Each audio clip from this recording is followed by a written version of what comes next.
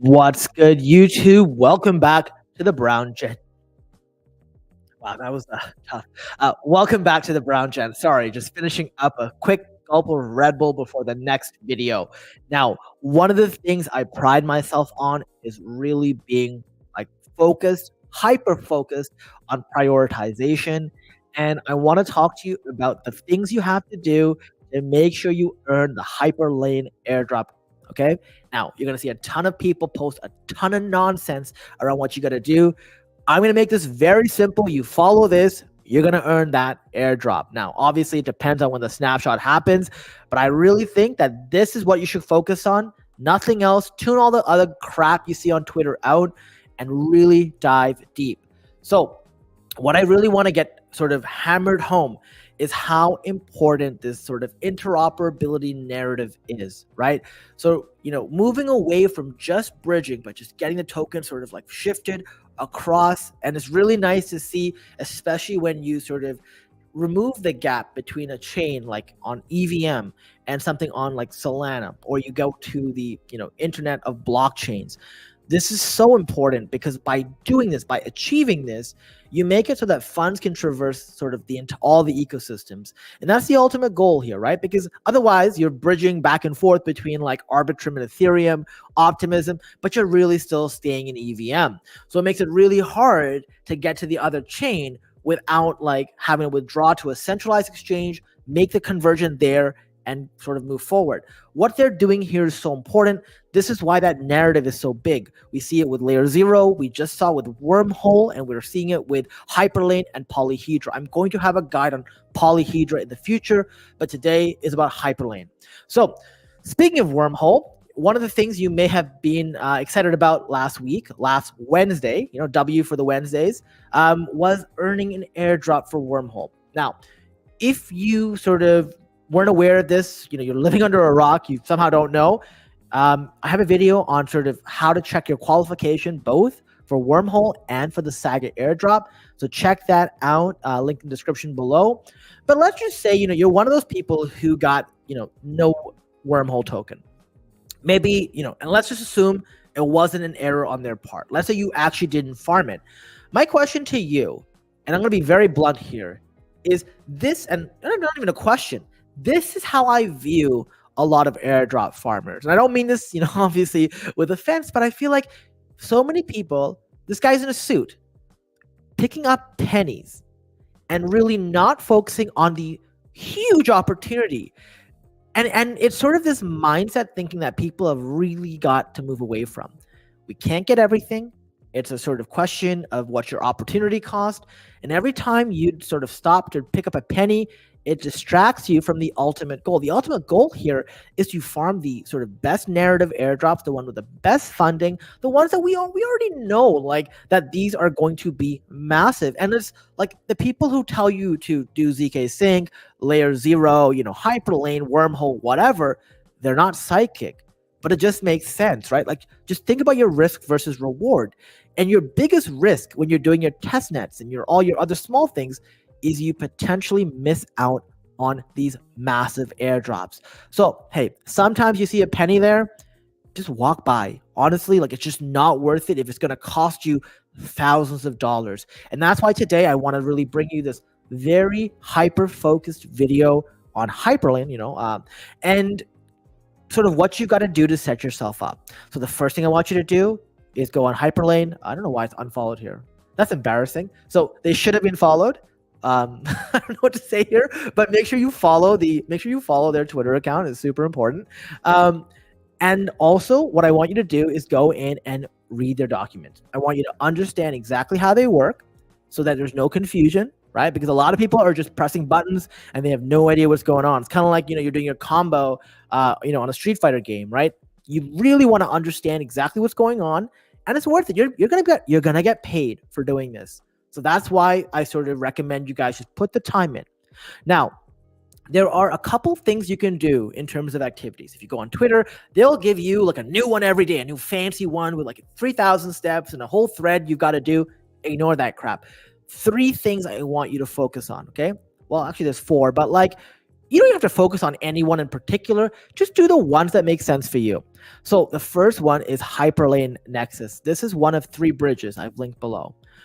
You can go from Celestia, Injective, Neutron, Ethereum, in EVM, Manta, Arbitrum to sort of any of these chains. Of course, you do want to check that all of those things have paths.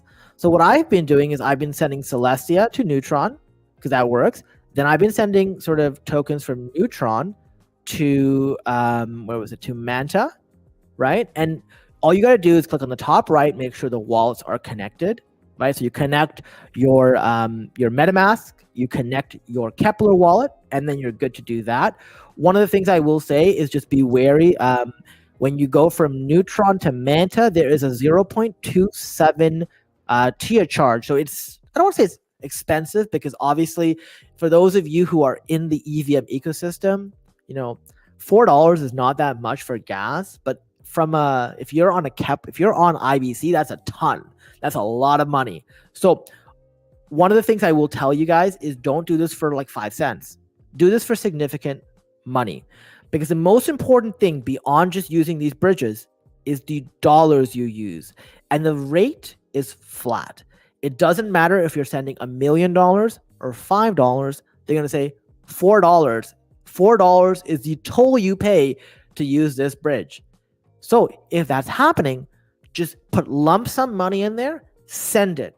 And the reason I say do that, and by the way, make sure you test it first, obviously, to make sure you know what you're doing, right? So do this with smaller amounts first, just to know what you're doing it correctly.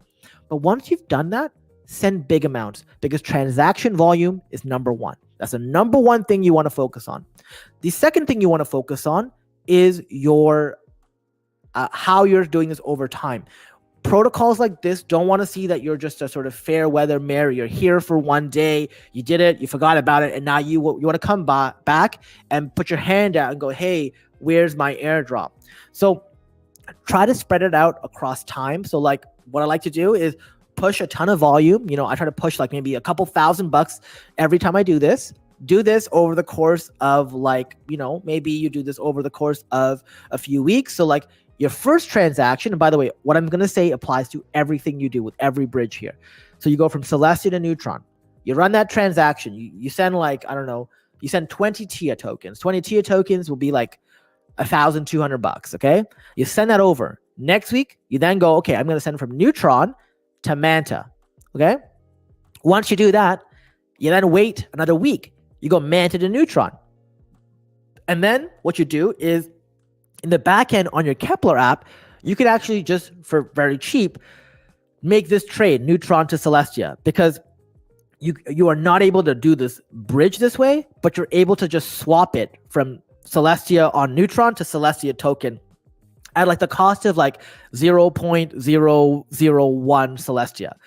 And you do that over the course of 3 weeks. That is like $4,000 worth of volume over 3 weeks.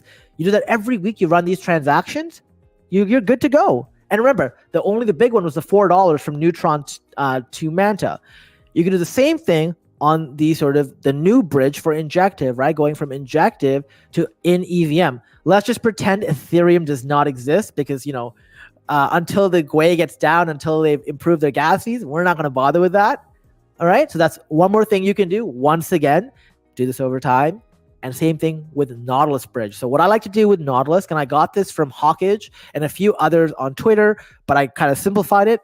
What you do is you go to PancakeSwap, and in PancakeSwap, you go to BNB chain. I've got to switch this again. And now I will switch some BNB token to ZBC. Once again, you want to make it worth your while. So I got 60 here. Maybe I'll put like $1,000. I'm not showing it right now, but maybe I'll do $1,000 to ZBC. Obviously, the amount of money you put in depends on you and your situation. But I never understand when I see people bridging like $5, $4, and then paying $4 fee, because the number one criteria, as I'm going to mention again, is transaction volume. If I can only do one of the things I'm telling you about, transaction volume is paramount, and you're paying the same amount of fees regardless. It's just how much money you're pushing. So that's why I tell you guys, try to have liquidity out there that you're just funneling through stuff. And once you're done, you put it back in Ethereum or whatever denomination token that you are very bullish on. So once you got a ZBC token, I just like to pick ZBC, send it to Nautilus, wait a week. Then you can do the same thing, send it to Solana, right? You get the interoperability again, and then you can do it back and all that. So it's pretty neat. So those are sort of the 3 bridges right now that I use.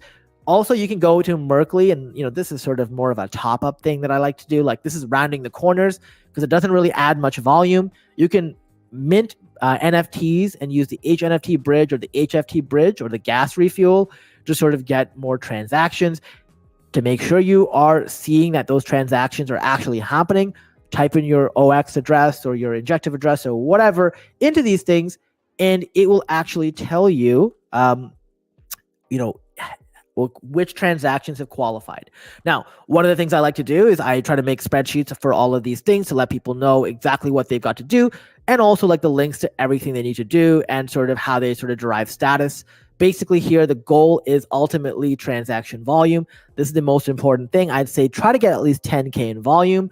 Obviously, if you can, get at least 3 active months, but that's a rate limiting factor because you can't just do 3 active months in 1 month. So what I want you guys to do is really, really focus on getting those transactions. But the number one thing, if you do everything else here, but you got like $100 of transaction volume, I'm sorry, but you may not qualify for the airdrop. So really put a priority on sending a bunch of money through. It's not going to cost you any more. And I think that is the misnomer people have because they've seen that on other chains. And I'm going to cover that in my next video when we talk about gas. Guys, I really think that, the reason I really sort of wanted to make this video today is, I felt bad because a lot of people missed out on Wormhole. I got a couple Wormhole airdrops. This is my biggest allocation of the bunch, but it's really important that you take care to do these protocols. Wormhole, I think, is sitting at 1.5 in the pre-markets, like in a pre-market trading, and they usually go up from there. So like this is at least a $2,000 plus airdrop that I got for doing basically nothing. I incorporate as part of my activities. I want to see you guys sort of celebrating when the Hyperlane airdrop snapshot sort of gets taken and the eligibility checker goes out. So guys, please focus, drive volume, drive volume, drive volume. And then if you can do it over time. That is sort of my number one recommendation to you guys. Even if that means you're just going to do a ton of transactions one day to get all the volume, and then you do like small transactions over time. Not ideal, but hey, like I think that'll still work. Guys, I think this is how we win. Remember, my goal here is not to sort of send you in a million different directions. I want you guys to hold the trophy. I'm a peak performance coach. That's what I want. So I will never be sitting here trying to tell you to do everything in the world. This is why we're focused here. And by the way, if you guys sort of want links to everything and all the things that we do, making it more simple on every single protocol and keeping it clean. So you don't have to sort of go in there, go on crypto Twitter for 4 hours a day, 5 hours a day. Literally my goal here with the private group is you log in, maybe you spend like half an hour every couple of days, and you're good to go because you know exactly what you've got to do. You've got your dashboards for how to track and everything else like that. And through this, you're able to maximize your airdrops. So that's really the point of this video and sort of the point of the private group. And guys, we'll see you in the next video. If you haven't already, hit the like button, hit the share button, or not even share button, share the video with someone that you know. And as always, thank you so much for watching. Subscribe to the channel if you haven't already, and I'll see you in the next video.